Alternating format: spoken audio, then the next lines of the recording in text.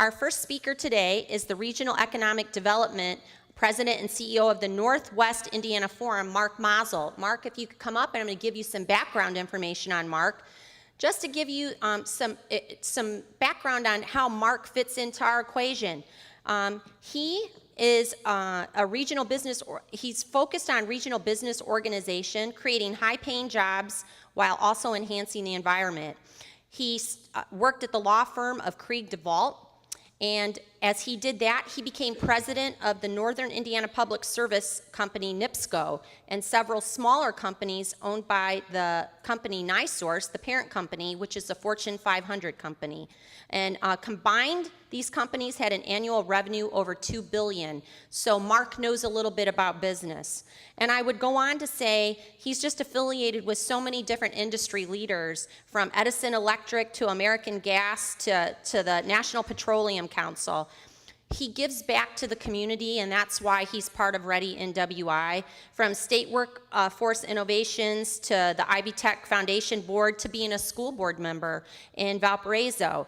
He just brings a lot to the table. He's been honored with the Sagamore of the Wabash, and we just are so proud to have him on our team. And he's going to share with you some real enlightening stories of how we can make a difference in our community with our business leaders. So Mark, we welcome you. Thanks so much.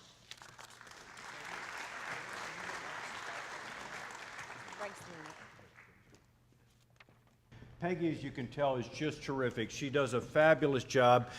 We are very excited as a business community to work with individuals like Peggy. Part of what makes Ready Northwest Indiana such a great program is that each of us understands what it is that we know and what it is that we're capable of dealing with, and in what are the areas where we need help.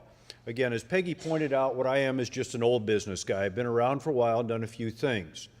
I can, in fact, share with you some perspectives on what employers are looking for, what it is that we need in a workforce for that give or take 40 years that an individual spends in their professional career. On the other hand, what I cannot do is tell you how do you prepare that individual to get there. I am not an educator. You all are, and what that makes this all about is such an exciting moment when we can talk about what it is that we're going to need in individuals as they leave the work that you're doing.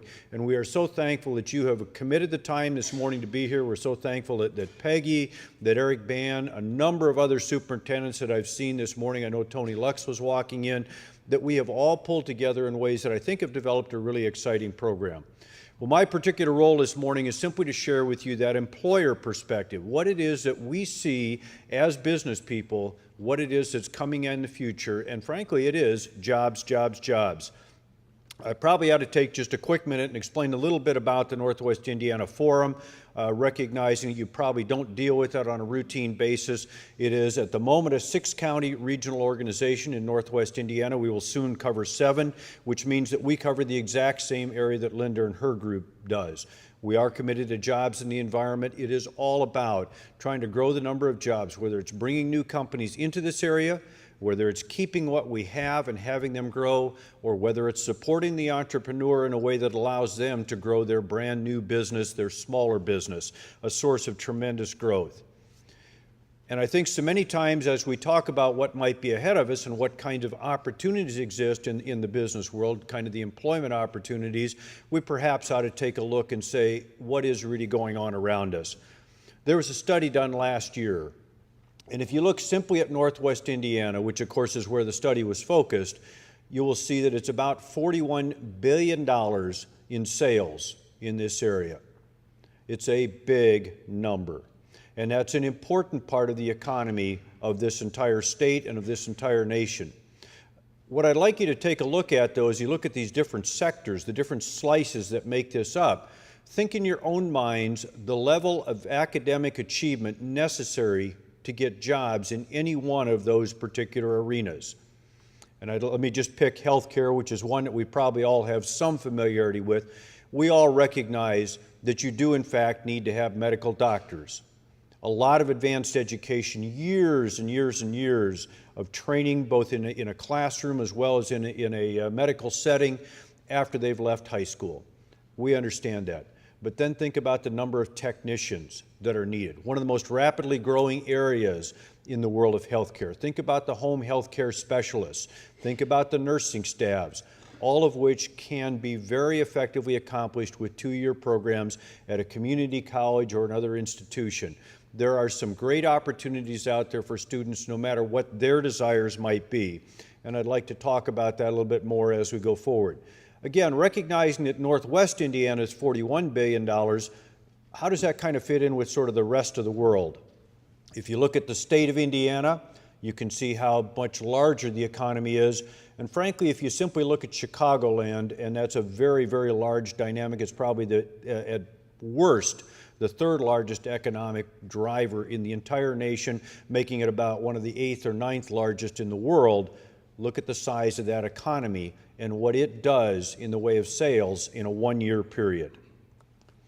Well, these are some things that employers typically look at as they're thinking about the business decisions, whether they want to add a job, whether they want to try to grow things. And I want to just take a quick look at them. These are very common in the world in which I work, trying to create new jobs in an area. There's a number of things that you would expect to see up there that we're simply not going to talk about this morning. Certainly the kind of business climate that they're in. Are my customers here? Are they going to be buying more of my product? All of those kinds of issues are a big part of it. There's also, of course, the issue of I'll call it quality of life, the attractiveness. Do we have nice homes? Do we have things where I myself and the employees that work in the company can do something with that period of time that they're not at the workplace? What do we do with all of those issues? And you all recognize that education is a part of that quality of life. However, I'm going to talk about that more in the workforce arena. Clearly, the infrastructure, our geographic advantages is huge. I simply wanted to touch on that for 1 quick minute. And if you look at this picture, this slide, you will see that everything needed to conduct commerce is available in the Midwest, here in Northwest Indiana, in the state of Indiana, and in all of the states that surround the state of Indiana. We have it all. We have interstate highways. We have international ports. We have availability to rail. We have commuter rail systems. We have fiber optics. We have airports. All of the pieces that you would want for commerce are here. Certainly there's work to be done, but the pieces are here, bringing us to what you all are really needing to focus on and what we would love to work with you in, where it makes sense and in ways that support your work. And that's how do we develop the workforce of the future. And I'd like to take a quick look and just ask you a couple of questions. And they're on the slide in front of you.